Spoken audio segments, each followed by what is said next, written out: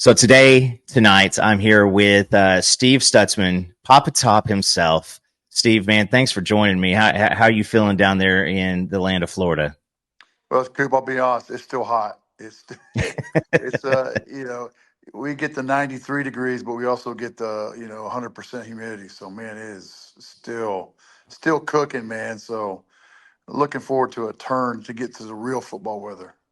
Yeah, definitely. Yeah, it's these times between Oklahoma and Florida. You're probably thinking like, man, I wish Danny could have gone to like I don't know, like Nebraska or something like that to get in the cool weather at least half the year.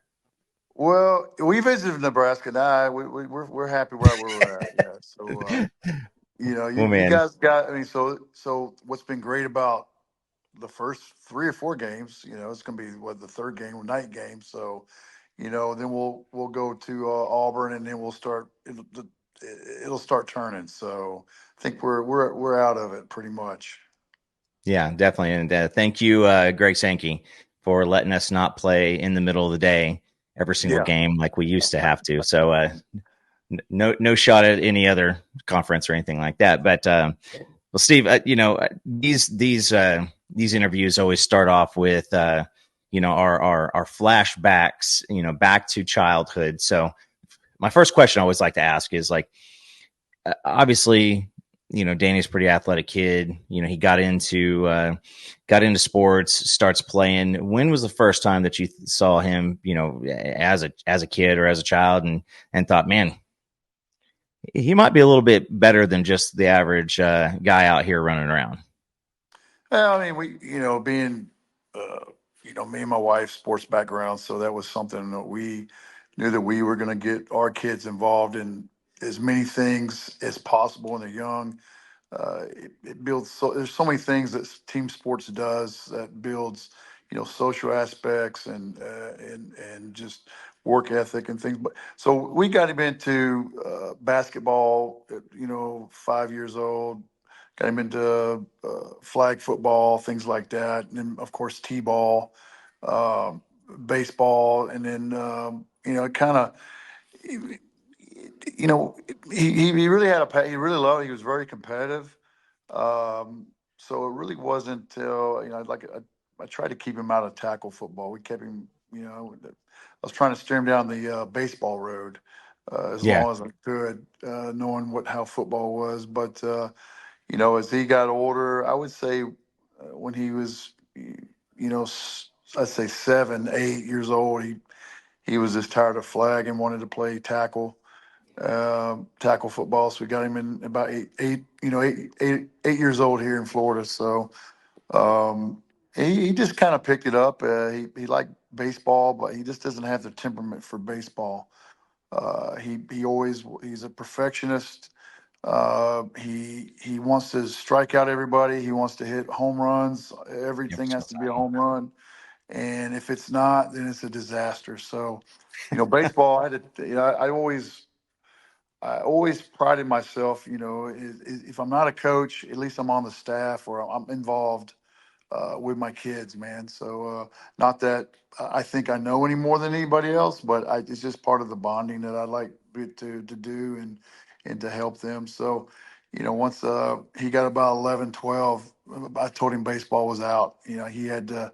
I was not going to be part of, coaching him, crying or throwing fits because he didn't strike out everybody and hit home runs. So I got him more into basketball, and then he gravitated to football because, obviously those two sports, there's no time for to sulk on failures. You have to, basketball, you go on defense, you miss a shot. I mean, and in football, 3 seconds later you're back, you're back at it. So it kind of just gravitated to that, and then his mentality of perfection and wanting to be. I wouldn't say that he strives to be the best.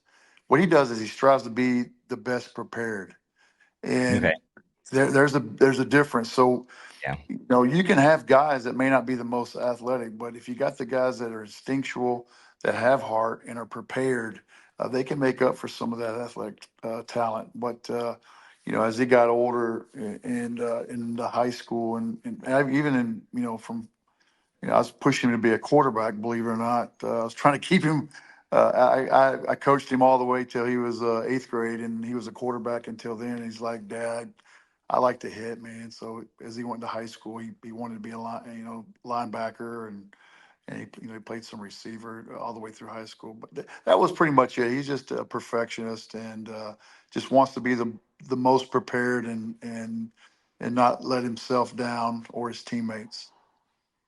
So, I mean, first and foremost, I do understand what you mean about the preparation. I feel like I might have been the opposite, on the football field. Is I just wanted to go out there and just, Yeah. make it up as I go, which is why I ended up going to baseball because I learned to deal with failure more often.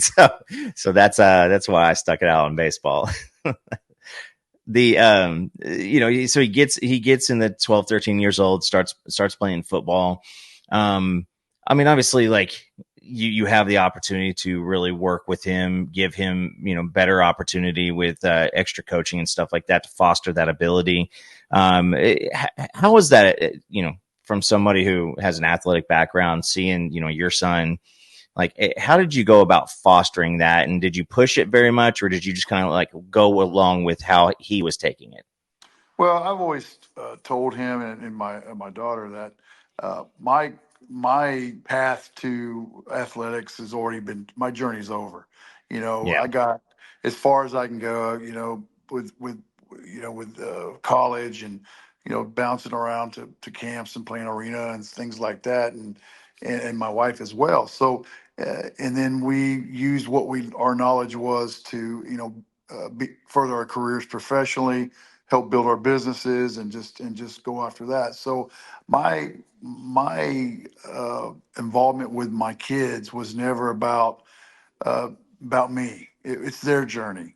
So I just wanted to be there to guide them. And I was talking.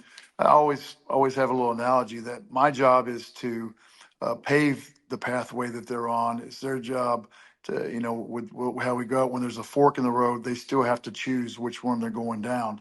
But I just try to make it paved. Where when I was growing up, the road was a little bit rocky, and didn't have it's not as smooth. So it was a fun journey, just helping them and guiding them. I never I never was coaching them directly. I always had another coach correct them or coach them, and I was always there. I was either a head coach or a coordinator or something, but I never was a direct coach of either of my kids. Do you wait, being a little on the sideline, being kind of included, obviously you're watching, his performance at it. Do you remember a time back in high school where there was a highlight or something that he did that you just, it just got you up out of your seat and you were excited almost as a fan and as a father? Well, yeah, I mean, there was a couple of times he's caught game-winning touchdown passes with no seconds on the clock. He single-handedly got his high school team into the beat their rivalry that they never could. They put him in the semifinals in the state playoffs. Running, he was a Wildcat. He ran the Wildcat, and very good. Nobody knows that he was he could have. He was recruited as a tight end as well. Receiver, tight end. But it was just like, because that's how I was in high school. I was I was about his size, 6'4", 215, and to watch him do the type of things that I used to do is just it gives me goosebumps when I was watching him Yeah. and just watching him perform. And as we all with all our kids, you want to see your kids succeed, and obviously there was some tough losses, and we're there for those too. So yeah, it was awesome, man. So we get into high school. Obviously, competition starts getting in there. You're talking like he's doing some great things. When did recruiting start? Like, when was the first time that you started seeing people kind of look at him, ask questions? When did that start for Danny? Well, so I'll just give you a little background. So where we're at in Winter Garden, Florida, uh, Gibson was. We have a high school, West Orange High School. It's probably Mhm. one of the largest in the state. A little over 4,200 kids in the high school. So my daughter went there. She loved it. Um, there's another school down the road, a private school, uh, 2A, and I think Mhm.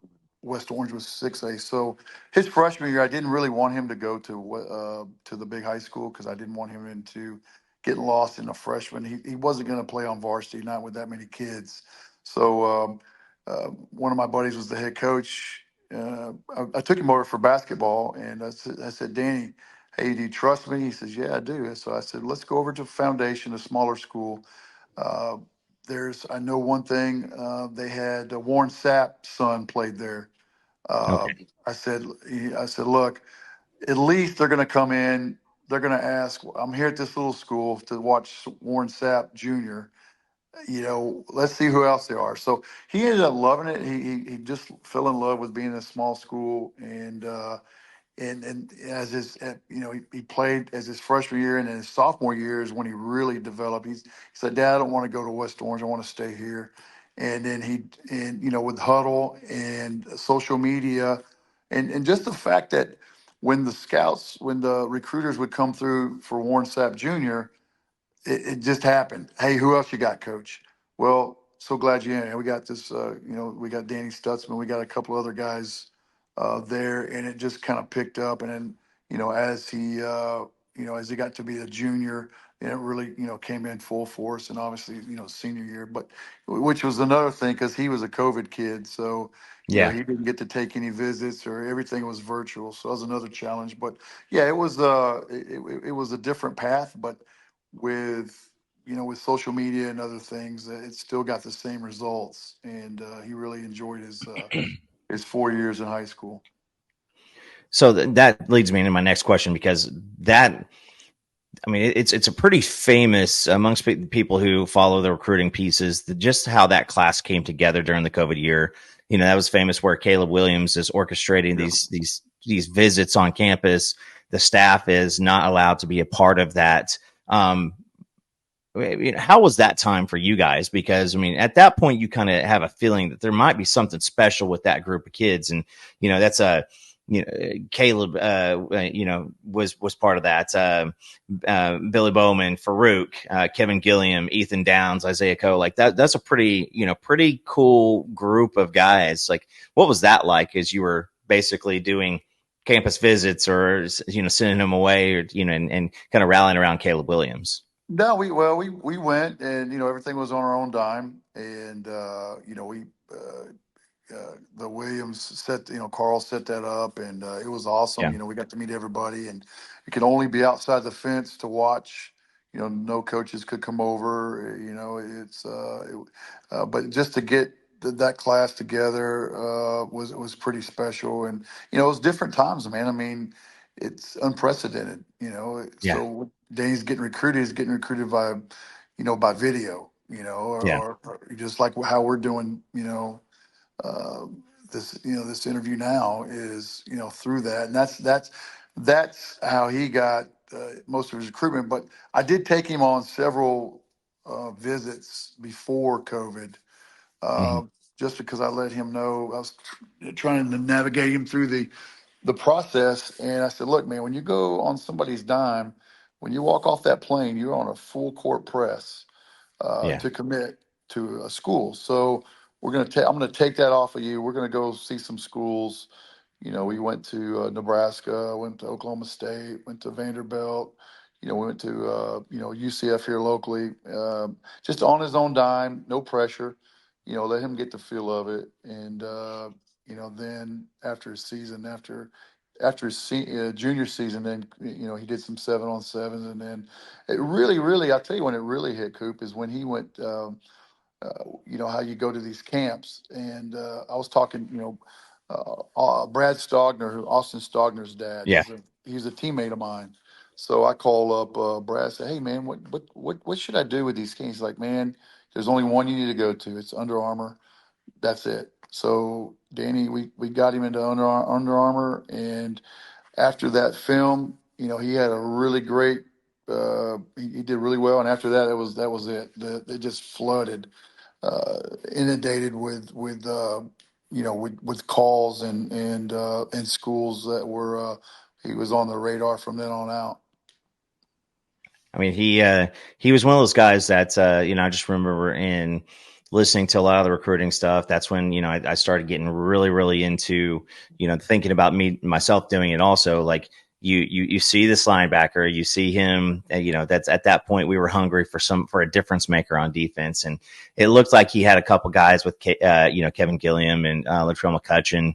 And so a lot of us were excited because, you've got these guys who are fast rising, and a lot of people are like, Well, this you remember you also have had something Clayton. special. You had Clayton out of Yeah. Texas who's at Arizona State now. So Yeah. Yeah. I mean, there was a good amount of those guys. And I mean, Billy Bowman, that was a big piece. Clayton Smith he was a 5-star in that yep, class. Yeah. exactly. And so, I mean, for that one, it was like we needed the defense. We had the offense on campus, and that's what we were looking for at that point. So, well, that's obviously the Lincoln Riley regime. And we don't have to dive too deep into the Lincoln Riley regime. But when it came time to commit, what were the best things that you kind of offer him as far as advice on, like you said, choosing which fork you wanted to go on, but here's the things that I think that you really should pay attention to? Well, I've always told my kids. I said, look, don't go where you think you want to go. Go where you're wanted. Go where you're loved, and go where they want you, not that you want them. Big difference. Hey, I want to go to Alabama. Okay, that's awesome. Does Alabama want you to go there? What are your choices? What did you look at? Have you looked at the depth chart? Do you know what seniors? Do you know what schemes may fit? Things that that the kids don't think about. I mean, we're talking about 17-year-old kids. Yeah. What are your academics? What do you want to study? Do they have a good program? Is this what you want to do? So try to help educate him on thinking more about just football, and hey, did these guys want me? And it was Coach Odom, man.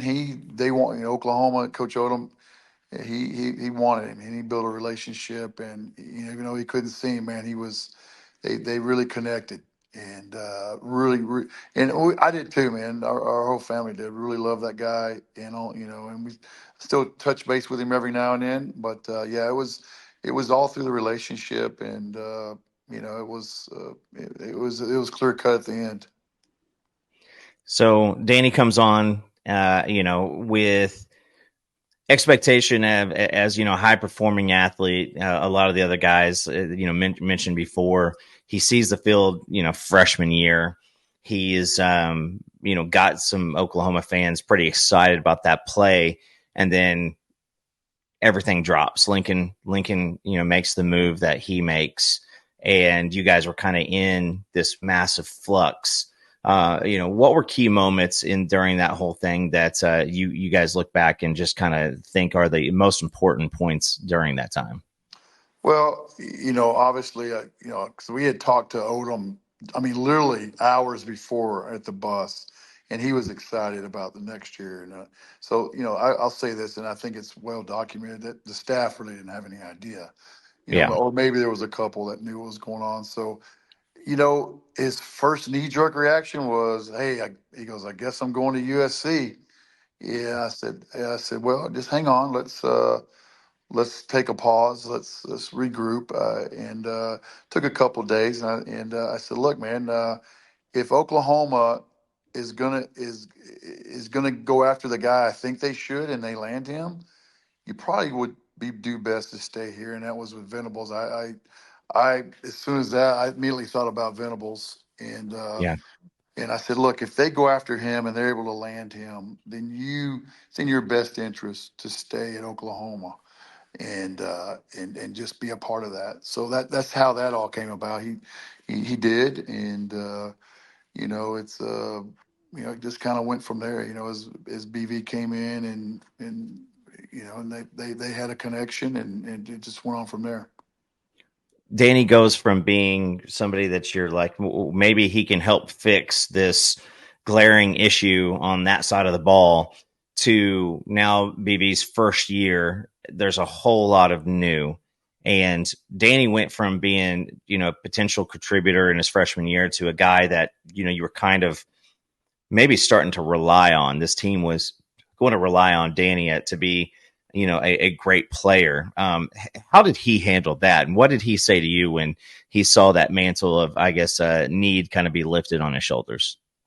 Well, I mean, he's always up for the challenge. That was. I think that year he logged in over 1,000 plays. He Yeah. was getting over 100 and something a game, which I mean, he was beat up. I mean, well, we didn't have depth, and that's where that whole thing, Yeah. competitive depth, is arising from. We just didn't have any depth, and he did.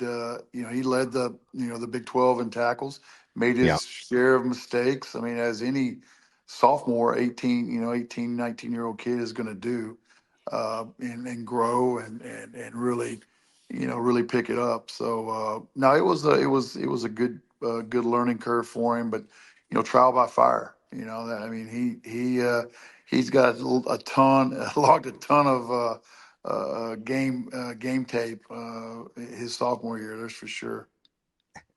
Definitely. Well, he came in with this big class. Some of the guys left, with the previous staff, but the second class, he gets kind of his running mate, another guy Yeah. who is a little bit of just a character in Jaron Kanik. Us as fans watching that, it is entertaining, is absolutely entertaining. So as you're seeing Danny grow up and now start to take Jaron underneath his wing, I mean, what kind of pride does that put in you as a father, like seeing your boy become a man and take those responsibilities and just run with it as a leader? Well, it goes back to his freshman year when he's getting ready to go. We send him off to college, and he's going to be he's going to be with some grown men now, right? So I said, Danny, look, your job is to be the best teammate you can be, and learn from those guys in that room, and how you're gonna learn and how you're gonna get with those guys is earn their respect. So when Danny got there, and with Benito and Caleb Kelly and Asamoah and those guys, Danny busted his butt every day. He worked and gained their Mhm. respect. And with that, they took him under his wing. And he really has a bond with those guys. And, every time I see Caleb Kelly, man, I give him a hug. He's such a great guy. And He's he's awesome. one of those guys that mentored Danny. So it was very easy for Danny to then do that, because that's what he was shown. So he did it. Jaron, awesome. Him and his family were very close, and with Kip and Kobe and Pachotti and Yeah. Carter and I can just go on and on. He wants those guys to truly achieve their goals, and however he can help them, you know whether it's get more knowledge in Venable's system, because there was nobody on field when Danny was there to teach it. It was all Yeah. coach led, right? He talks about that a lot. So as he got more experience, and he's able to speed those guys up faster. So yeah, and to watch him, take those guys out to dinner, or whatever it is that they need, just being a good teammate, right, at the end of the day. So yeah, I'm very, very proud of how he's grown and matured, but he's still a goofball. He gets that from me. A little Life's bit. too short. You gotta have a little fun. That's And fun. if the worst thing that he ever does is whether color his hair or whatever he does with his hair, or make a stupid sword video. I mean, at the end of the day, it's you've got to have other releases, because football is a tough game. So Yeah. you gotta be able to just kind of release the pressure a little bit, and that's just good, clean fun, man. So yeah, he's turned into somebody I'm proud to call son, for sure. So into the year last year, obviously we've got the streak going. Danny gets dinged up a little bit. Is not able to play against Kansas and then Oklahoma State. I mean, he's got the accomplishments, like you said. I mean, he's already got a trillion tackles at this point, thousands of snaps for NFL video. When did the conversation start with? When did it start? Around NFL or returning back to Oklahoma. And how did you navigate that one? Well, I mean, obviously, didn't really start till after the season. Then, you got to you get your NFL grade. I have some really good contacts in NFL, and as does Oklahoma, and you get those grades back, and you look and you see and you kind of weigh the options, and it's a big decision. And that's why you really can't jump into something like that, because once you sign Yeah. with an agent, that's it. You sign with an agent, you're professional, and you can't go back. So you really, really need to know what you're getting into, what's the expectations. How's the life going to be? Because you're a 20-year-old guy. You're going to deal with you're not dealing with 20-year-old. You're playing with Xbox, and they're going home to their 6 and 9-year-old kids. At the Mhm. end of the day, they're not there to goof around or do that. They're there to work and provide for their family. So it's just a different mindset. So when he got to it, I could tell. I said, man, it's it. I know you either when you're all in, you're all in, and you're not indicating to me you're all in. I go, you want to come back? He goes, yeah. I go. All you got to do is tell me, and I'll make, because I usually help him with talking to agents and talking to anybody that so he can focus on what he needs to do. I said, look, no problem. I'll call him up. We'll, the, the worst thing I could have you do is be in NFL camp and sit there and go, man, I wish I was at Oklahoma, finishing Yeah. this thing out. So, that's what he did. It was based on his heart, and he felt that he wanted to help lead the Sooners into the SEC and finish what he started. He's got the four left are Farouk Downs, him, uh, and Bowman. So those Yeah. are the four guys he came in with. So he wanted to finish that ride, and and also when Billy made his decision, that made it a little easier for him too. So, but hey, no problem. I'm glad he's happy with it, and he never looked back. There's never any regrets. Not to say, so, but he's very, very happy and very driven, man. Very driven this year to make sure the Oklahoma succeeds. So Oklahoma fans have forgot about defense for the most part, and then Danny starts ushering this with Ethan and with Billy. Um, BV coming in this year. It was, hey, this defense is going to lead this team. So I know that game one, I saw you right before the game, and we were pretty excited. Like things were, it was great. It was a great feeling, right? So how is he approaching this year versus any years in the past? Is there extra pressure to be perfect, or is he still just going out there and just doing what Danny does and just having fun playing the game? No, there's no extra pressure. He approaches every game. It doesn't matter the opponent. It doesn't matter what he's doing. What makes it a little easier is he's a senior. He doesn't only need 6 hours to graduate. There's two online courses, so he has tons of time, and he's in that film room studying and getting prepared. Which that goes back to how when we talked earlier, that's he wants to be the most prepared guy on the field. Uh, so there's some goals that he wants to achieve, and he feels that as he puts the work in, as Sooners go, he'll get to achieve the goals that he set for himself. And we can see. Hopefully, we wind up on the winning side more than anything else. We're undefeated right now, and I know they're working their butts off to make sure that we get that next win on Saturday. Yeah, I think you texted me something about him hating being pulled off or coming off the field at any point. But at the same time, now he gets to watch like some of these proteges. Get to watch Kip and Kobe and Jaron and Lewis be out there and just wrecking shop, give himself a breather.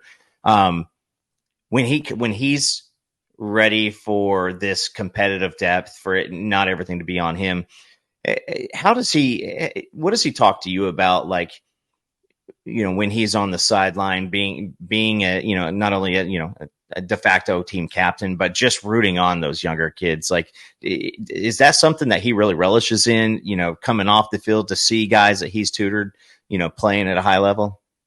Well, he enjoys seeing his teammates, whether it be those guys or R. Mason or anybody have a big play, Yeah. man. He's there to, if you look at the clips, you'll probably see him as one of the first guys that go up there and celebrate with them because it's he that's what he relishes in is team success and when they do well and he really enjoys that and he says it. He tells me all the time, you got to look at this guy.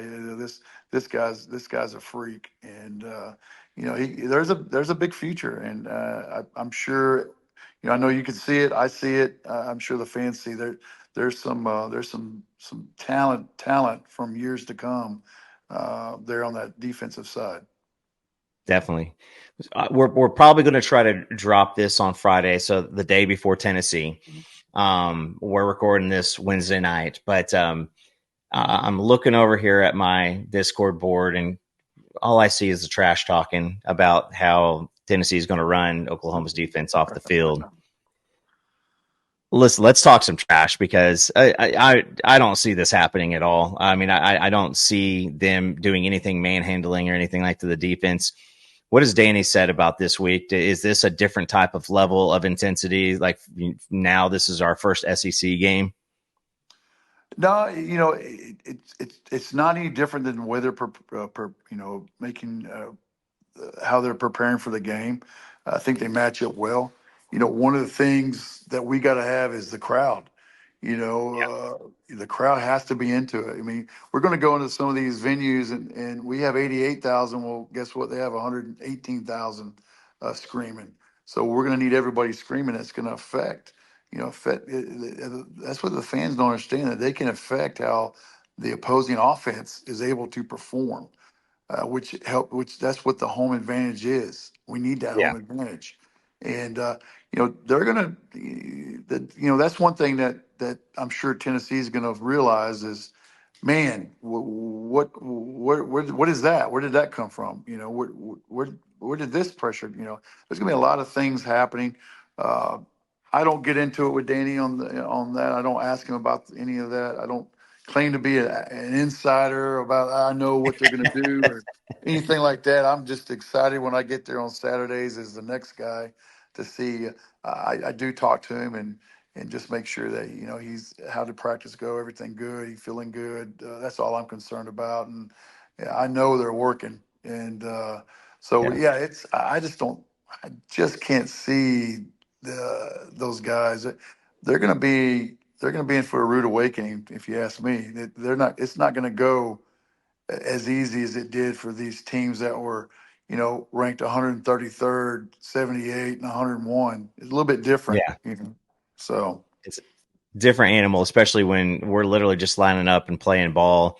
The first three games. I mean, BV is this guy's got a big bag of tricks, and yeah, I'm excited because I think that that's the one thing that he's been known for is just the exotic blitzes and the pressures. Showing one thing and it coming from another way. So I appreciate you hopping on here with me tonight because I mean I'm excited. Like I've tried to stay off the social media and not get too lit up with people here this week, but.